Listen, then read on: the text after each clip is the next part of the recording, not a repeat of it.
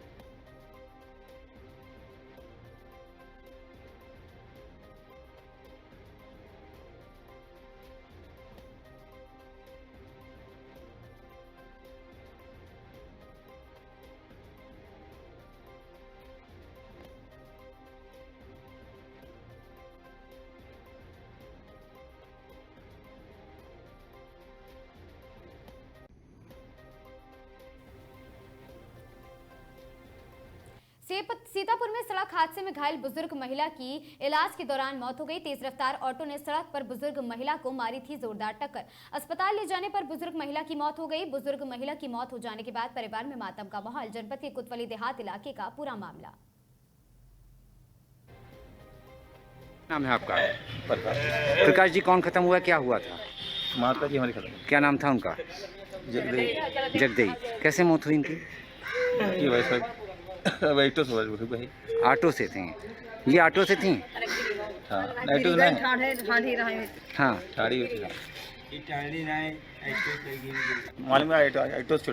Auto से चोट खा गई।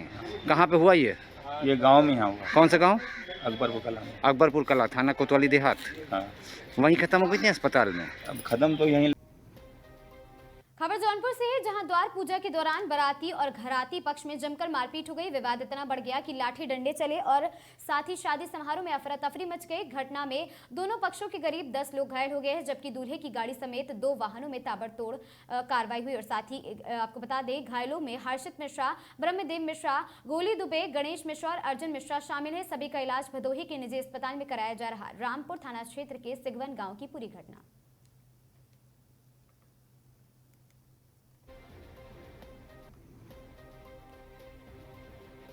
श्रीमान पुलिस अधीक्षक अमरोहा श्री लखन सिंह यादव के निर्देशन, श्रीमान अपर पुलिस अधीक्षक श्री खिलेश भदौरिया के निकट पर्यवेक्षण एवं श्रीमान क्षेत्राधिकारी नगर श्री अभिषेक यादव के नेतृत्व में प्रभारी निरीक्षक थाना अमरोहा नगर श्री सुनील कुमार के कुशल मार्गदर्शन में थाना अमरोहा नगर पुलिस को बड़ी सफलता प्राप्त हुई है। दिनांक 7 से 8 मई 2026 की रात्रि में वादी श्री सुमित पुत्र शंकर लाल निवासी मोहल्ला मोहम्मदी सराय थाना अमरोहा नगर जनपद अमरोहा की किराना दुकान में अज्ञात चोरों द्वारा चोरी की घटना कारित की गई थी, जिसके संबंध में दिनांक 8 मई 2026 को थाना अमरोहा नगर पर मुकदमा अपराध संख्या 177/2026 धारा 305 बीएनएस बनाम अज्ञात पंजीकृत किया गया था।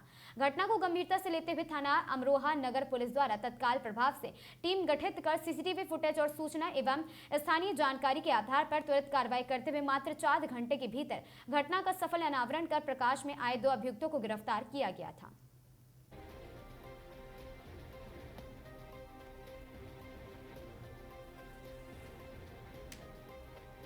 भागलपुर में विक्रमशिला सेतु के क्षतिग्रस्त होने के बाद ही लोगों की आवाजाही प्रभावित हो रही है। ऐसे में जिला प्रशासन द्वारा आम लोगों को सुविधा के लिए निःशुल्क नाव सेवा चलाई जा रही। इसी बीच नवगछिया इलाके से सब्जी और दूध बेचने के लिए भागलपुर आने वाले किसानों को काफी परेशानी का सामना करना पड़ रहा।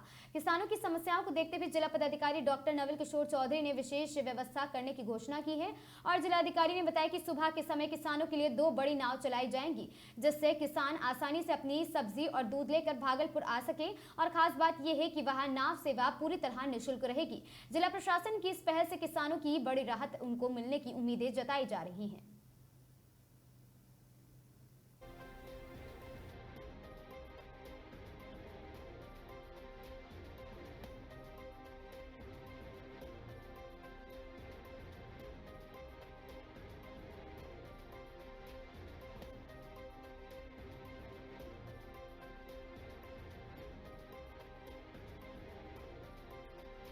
चालन में सरकार की तरफ से भी कुछ नाव है जिसपे कि हमने फोकस किया है कि नौगछिया की तरफ से हमारा जो सब्जी का आना जाना था, दूध का आना जाना था, केला का आना जाना है, उसके लिए हम लोग फ्री हमने घोषणा कर दिया है कि वो लोग मॉर्निंग में डिफरेंट टाइम के हिसाब से 5 बजे है, 5:30 बजे है, कम से कम 2 बड़ी बड़ी बोट चलेगी, ताकि ऐसे लोग, ऐसे किसान बंधु अपने प्रोडक्ट को यहाँ भागलपुर के मार्केट में बेच सकते हैं। और भागलपुर में हम रेट कंट्रोल भी करना चाह रहे हैं, एक नियंत्रण में रहे, इसके लिए भी उपयुक्त है, तो हम लोग करेंगे।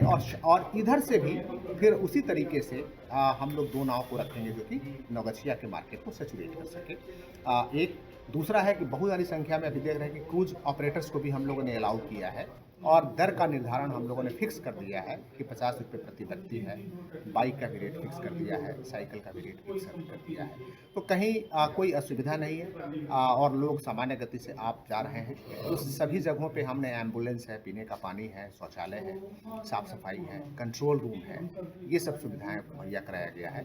इसके अतिरिक्त भी जो शाम में 5 बजे के बाद हम लोगों ने नौका परिचालन पर रोक लगाया है और उसका मुख्य मकसद ये है कि कई बार नाव बीच में जाके खराब हो जाती है, फिर हमें रेस्क्यू करना पड़ता है, तो दिन में ही सूर्यास्त से पहले हम रेस्क्यू कर लें, सही जगह पर व्यक्तियों को पहुंचा सकें, यही मुख्य मकसद है उसका। तो इस तरीके से सारी चीज़ें अभी ठीक चल रही है और 1 माह के अंदर में आपको अच्छी खबर। भागलपुर मशाक चक स्थित दुर्गाबाड़ी मोहल्ले में नाला निर्माण को लेकर विवाद गहरा गया है।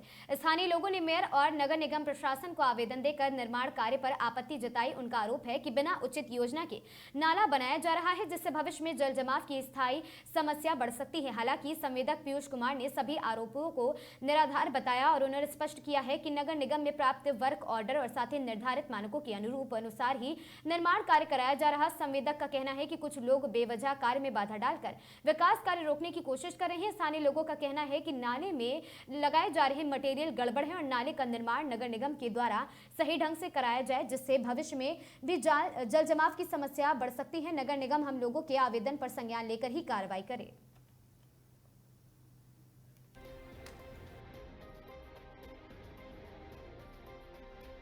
और हमको तो नगर आयुक्त की तरफ से वर्क ऑर्डर मिला हुआ है। मैंने आवेदन दिया है, 3 आवेदन दिया है नगर आयुक्त को और थाना प्रभारी को भी दिया हुआ आवेदन कि मुझे इस रूप से रोका जा रहा है।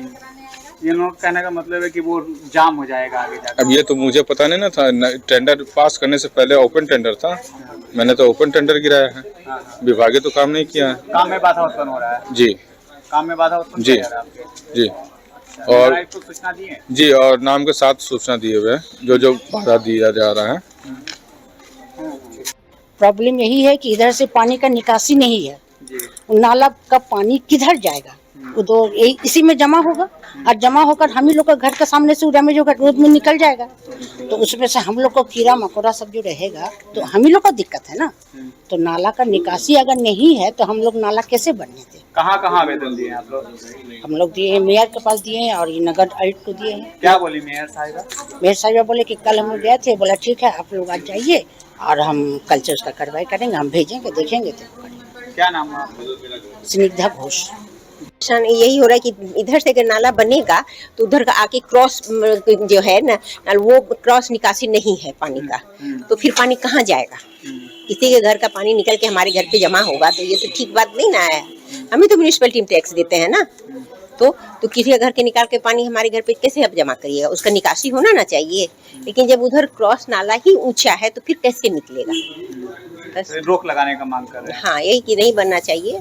अब दूसरे जिसके लिए बन रहा है उसको दूसरी तरफ से आप निकालिए, जबकि पीछे में म्यूनिसिपल नाला है, कैसे निकलेगा ये तो आपका प्रॉब्लम है, वो आप जैसे निकालिए। कहीं आवेदन वगैरह दिए हैं इसको रोक लगाने के लिए? हाँ, हम तो मेयर को दिए हुए ही हैं।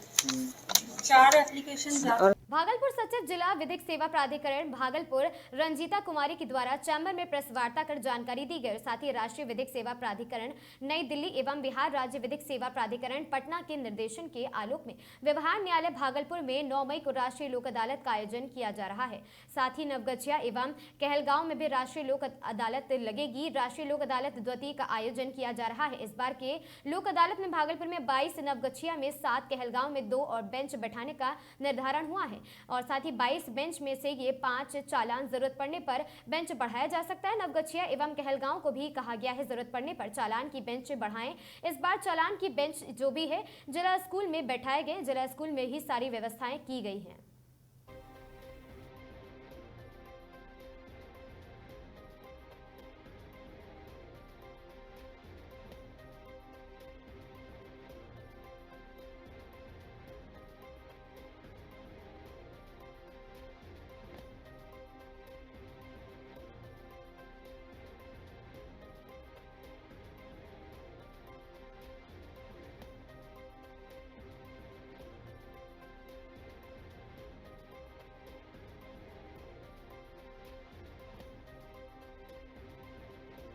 जी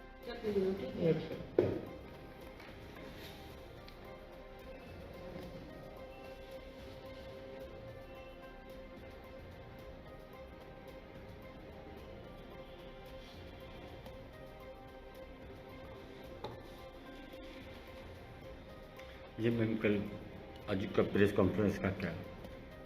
आज का प्रेस कॉन्फ्रेंस स्पेशली ट्रैफिक चालान को लेते हुए लोगों में जो असमंजस है उसको क्लेरिफाई करने के लिए आज का प्रेस कॉन्फ्रेंस रखा गया।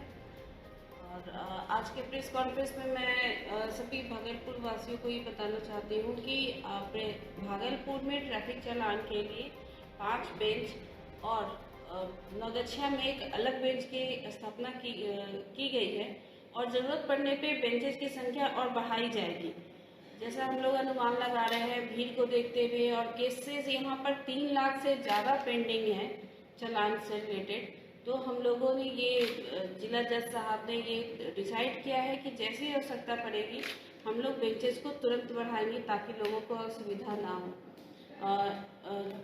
चालान से रिलेटेड मैटर्स जो डिस्पोज ऑफ होने हैं उससे रिलेटेड मैं ये चीज़ें 2-3 चीज़ें जो हैं बहुत क्लियर कर देना चाहती हूँ कि चालान में वही मामले इस बार लिए जाएंगे जो 31 दिसंबर 2025 तक के हैं पेंडिंग। उसके बाद के जो मैटर हैं वो अगली बार की लोक अदालत में या फिर जैसा ऑनरेबल हाईकोर्ट का निर्देश आएगा उसके अनुसार हम लोग उसको निपटारा करेंगे।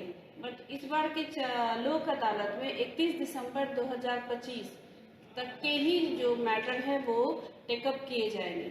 और साथ ही यह भी स्पष्ट करना चाहते हो कि कुछ ही सेक्शंस है मोटर व्हीकल के एक्ट के जो इसमें आएंगे, जैसे सेक्शन 177 से 184, 186, 189, 190 क्लाउज 2, 192, 194, 196, 198 एंड 201 इतने ही सेक्शंस के अंदर जो भी मामले आएंगे उनका निपटारा किया जाएगा। इसको मैडम क्लियर कर दिया जाए कि यहाँ से भागलपुर के नाथनगर थाना क्षेत्र अंतर्गत बेरिया गांव में एक महिला की संदिग्ध परिस्थितियों में जहरीला पदार्थ खाने से मौत हो गई। मृतका की पहचान रोशन कुमार दास की पत्नी मुन्नी कुमारी के रूप में हुई है। घटना के संबंध में मृतका के पिता रोशन कुमार दास ने बताया कि उनकी पत्नी ने आखिर जहर क्यों खाया इसकी जानकारी उन्हें नहीं है। उन्होंने कहा कि पति पत्नी या परिवार के बीच किसी प्रकार का कोई विवाद नहीं था। और रोशन कुमार दास ने बताया कि उनकी शादी वर्ष 2019 में हुई थी और उनके 3 बच्चे हैं। घटना के बाद जब मुन्नी कुमारी की तबीयत बिगड़ने लगी तो परिजन फानन में उन्हें इलाज के लिए भागलपुर के मायागंज अस्पताल लेकर पहुंचे। इलाज के दौरान उनकी मौत हो गई। क्या मामला है, कैसे जहर खाई है? इनको मालूम नहीं, मैं बाहर से भी कहता है 1 दिन बाद आने से। कहाँ रहते थे? सिंदरा। कब आए थे भागलपुर? भागलपुर वही संडे या सोमवार का दिन था।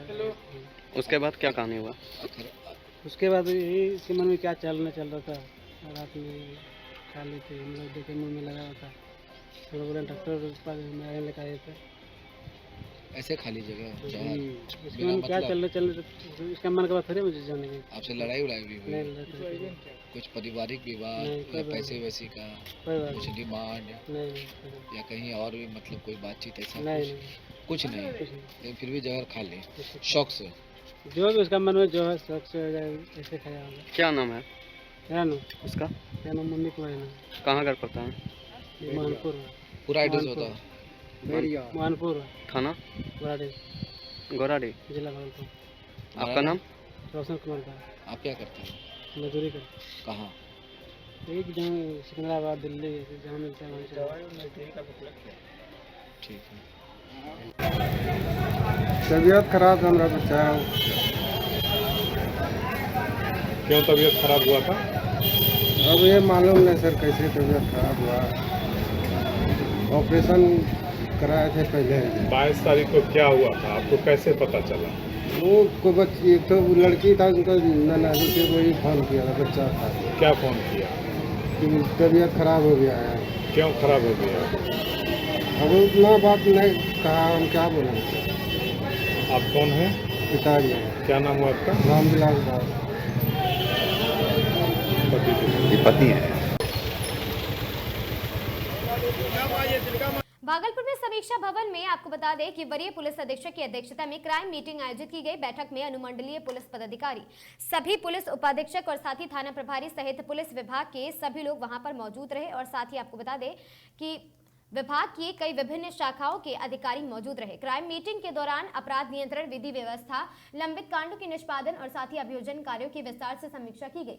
बैठक में नए आपराधिक कानून के प्रभावी अनुपालन, कंप्यूटर संचालन, ई साक्ष्य ऐप और विभिन्न पेट्रोल पर दक्षता के साथ कार्य करने का निर्देश भी दिया गया। साथ ही अपराधियों की निगरानी बढ़ाने और साथ ही संवेदनशील इलाकों में लगातार गश्त करने और आगामी पर्व को लेकर विशेष सतर्कता बरतने को भी कहा गया। इसके अलावा सोशल मीडिया पर 24 घंटे मॉनिटरिंग, भूमि विवाद मामलों के तुरंत निष्पादन और साइबर अपराध मामले में भी त्वरित कार्रवाई, प्राथमिकी दर्ज करने को और लंबित वारंटी कार्य को कुर्की के निष्पादन पर भी जोर दिया गया।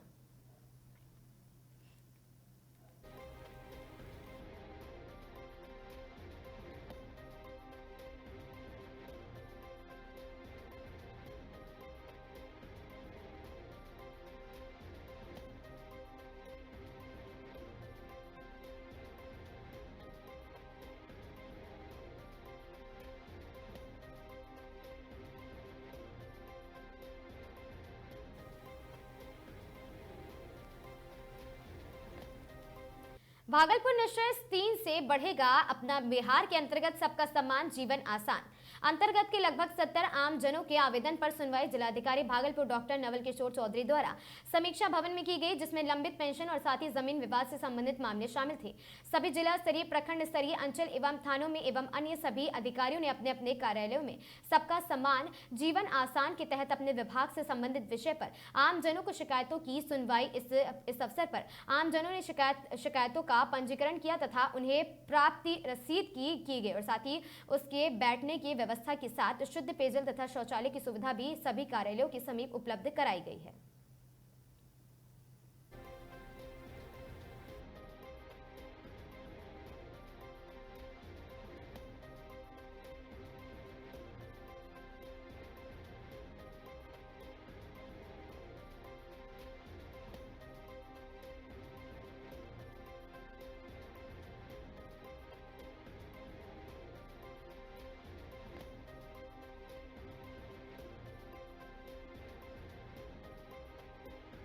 और हमारी पूरी टीम, हमारे सभी एडीएम साहब बैठे हुए हैं और मैं भी था।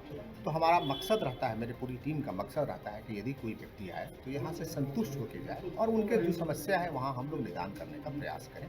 इस तरीके से कर रहे हैं। माननीय मुख्यमंत्री महोदय का निर्देश है इसमें कि जनता को हमें कहीं भटकना नहीं पड़े, जनता को हम लोग उचित सुविधा मुहैया कराएं। उनकी कोई समस्या है तो उचित हम समाधान भी उन्हें बताएं कि ये उसका समाधान है और समाधान करें। अलवर गोविंदगढ़ थाने पर पथराव और पुलिसकर्मियों पर जानलेवा हमला करने के मामले में पकड़े गए 4 आरोपियों को SC/ST कोर्ट में पेश किया गया, जहां से चोरी आरोपियों को 14 दिन की न्यायिक अभिरक्षा में जेल भेजने के आदेश कोर्ट के लिए दिए गए। सरकारी वकील योगेंद्र खटाना ने बताया है कि थाने में ASI बलवीर सिंह जाटव ने रिपोर्ट दर्ज कराई थी कि गोविंदगढ़ कस्बे में कुछ युवकों द्वारा बुलेट गाड़ी से स्टंट मॉडिफाइड साइलेंसर से पटाखे फोड़ने के मामले में पुलिस ने मौके पर पहुंचकर बुलेट गाड़ी को जब्त किया था और इसी दौरान 50-60 लोगों ने थाने पर आकर पथराव कर थानाधिकारी धर्म सिंह पर जानलेवा हमला कर दिया था और साथ ही मामला दर्ज कर वहीं काफी लोगों के खिलाफ पुलिस ने CCTV फुटेज के आधार पर भी मामला दर्ज किया है।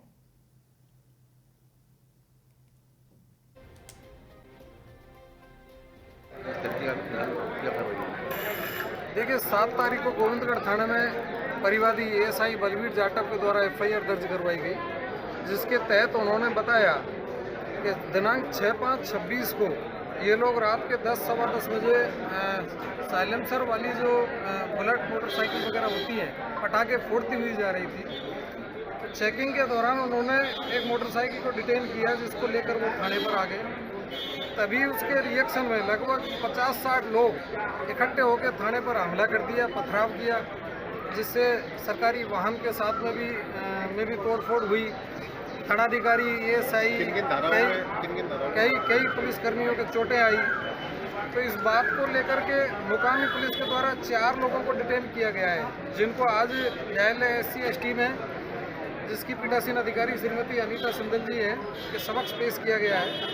अंतर्गत धारा 109(1), 121(1), 132, 127(2), 189(2), 191(2), 190 BNS, 3 PDP एक्ट एवं 3 SC/ST एक्ट के तहत 4 लोगों को पेश किया गया है, जिनके नाम सुखजीत, विक्रम, अर्जुन सिंह और रोनकी सिंह हैं, जो गोविंदगढ़ के निवासी हैं।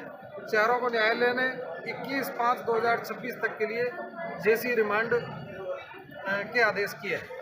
CCTV फुटेज में तो और भी लोग आते हैं। हाँ, FIR में और 50-60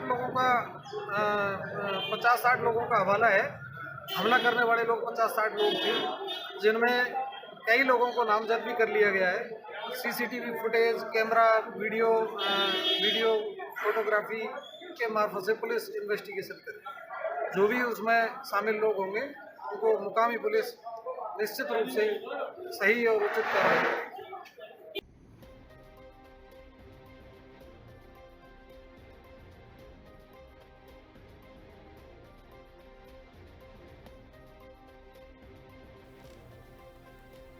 बांसुर पंचायत समिति परिसर में बने सरकारी आवासों की हालत लंबे समय से खस्ता बनी हुई है। गुरुवार की रात अचानक आवास की छत का बड़ा हिस्सा नीचे आ गिरा, जिससे आसपास के लोग सहम गए। पंचायत समिति परिसर में कुल 9 से 10 सरकारी आवास हैं, जो काफी समय से खाली पड़े हैं और जिन्हें प्रशासन की ओर से पहले ही पूरी तरह से कंडम और साथ ही अनुपयोगी घोषित किया जा चुका है। हैरानी की बात यह है कि जिस आवास पर छत गिरी, उसके ठीक पास ही एक अन्य सरकारी आवास में वर्तमान में एक कर्मचारी भी रह रहा है।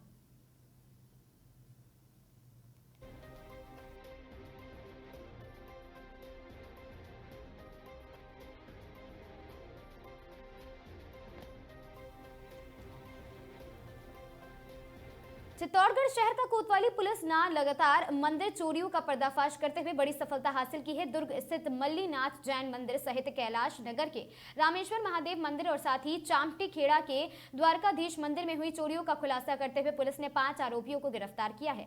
कोतवाली थाना परिसर में आयोजित पत्रकार वार्ता में जिला पुलिस अधीक्षक मनीष त्रिपाठी ने बताया कि 16 और 17 अप्रैल को मध्य रात्रि को दुर्ग स्थित मल्लीनाथ जैन मंदिर, 26-27 अप्रैल को कैलाश नगर के रामेश्वर महादेव मंदिर तथा 29 से 30 अप्रैल की रात चमटी खेड़ा के द्वारकाधीश मंदिर में ताले तोड़कर चोरी की वारदातों को अंजाम दिया गया। पुलिस ने अब तक मिट्ठू लाल नायक, कन्हैया लाल नायक और साथ ही राजमल कामत, प्रकाश खारोल और साथ ही हिम्मत सालवी को गिरफ्तार किया है। SP मनीष त्रिपाठी ने बताया कि मल्लीनाथ जैन मंदिर में चोरी के दौरान 220 kV GSS में ब्लास्ट होने से शहर और आसपास के क्षेत्रों की बिजली आपूर्ति बंद थी।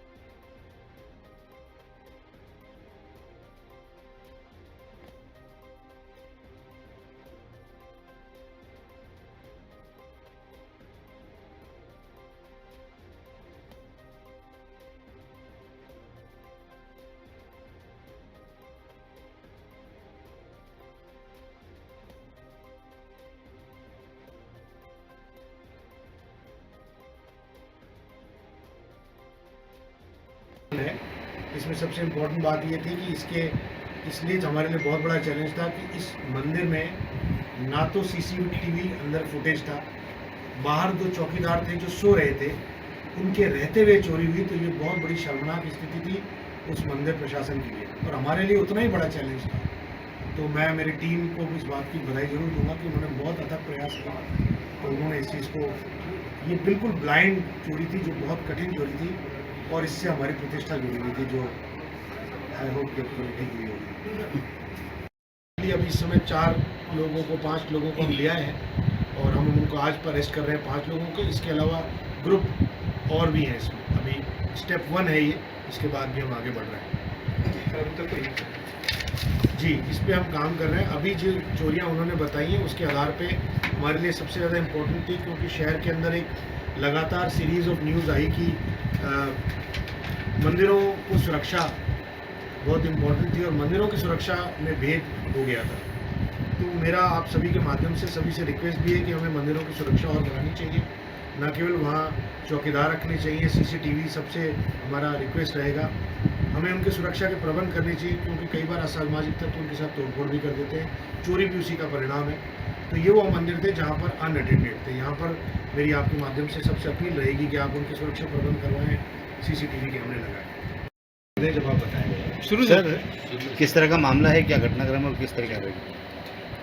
देखिए, जैसे शहर को ध्यान होगा कि 16 और 17 की रात जो सबसे प्राचीन किला है और किले के अंदर एक कीर्ति स्तंभ के पास में एक मल्लीनाथ जैन मंदिर है, उसमें चोरी हुई थी और उसमें 2 महावीर स्वामी की मूर्ति और शांतिनाथ भगवान की मूर्ति चोरी हुई थी। कुछ चांदी के छत्र और कुछ चीज़ों अन्य चोरी भी हुई थी। अभी हम इसकी तफ्तीश कर ही रहे थे कि उसके तुरंत बाद शहर के अंदर जो कैलाश नगर में रामेश्वर महादेव है, उसमें 27-28 अप्रैल के आसपास एक चोरी हुई थी। ये भी मंदिर था, यहाँ भी छत्र और अन्य चीज़ें चोरी हुई थी। इसके साथ साथ 29 और 30 तारीख को अप्रैल में ही तीसरा चामटी खेड़ा के द्वारकाधीश मंदिर के अंदर भी कुछ चोरियाँ हुई थी। तो लगातार सीरीज़ ऑफ टेम्पल थेफ्ट हुए थे, जिसके अंदर न केवल हमारे को ऐसा लग रहा था कि कोई एक प्रकार के लोग हैं, लेकिन समाज में और जनता में हमारी प्रतिष्ठा भी आंच पर थी। तो हम प्रयास तो कर रहे थे, लेकिन हमें अब तक सफलता हाथ नहीं लग रही थी।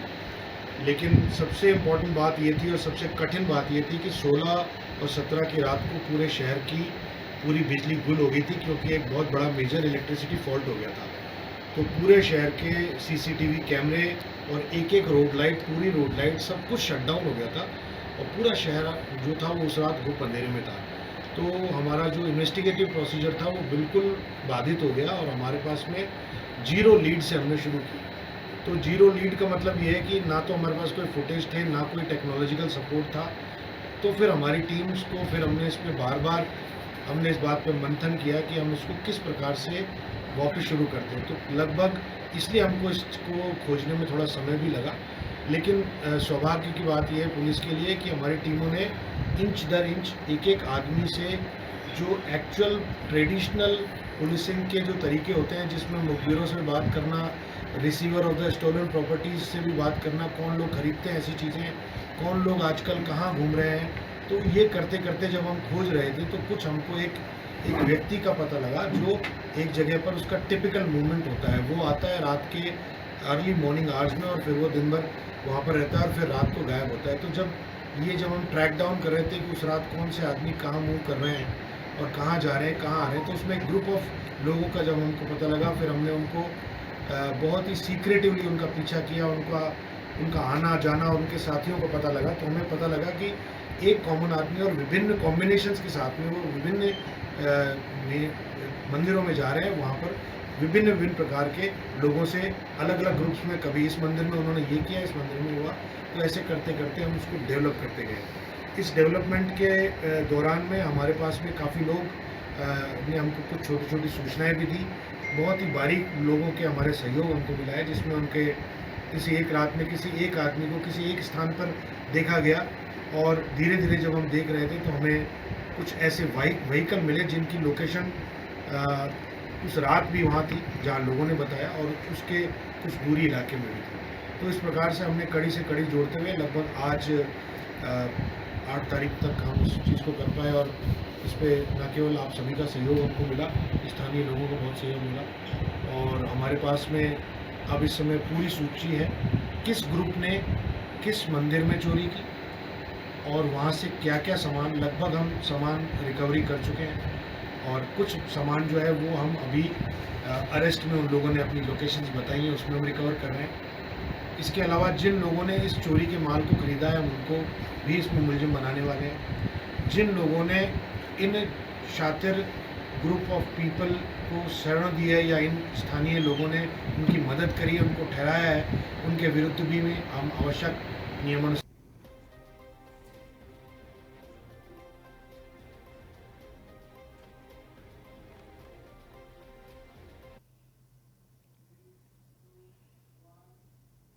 इन खबरों में आज के लिए बस इतना ही। ऐसी खबरों से लगातार जुड़े रहने के लिए बने रहें हमारे साथ और देखते रहें आगाज टाइम्स।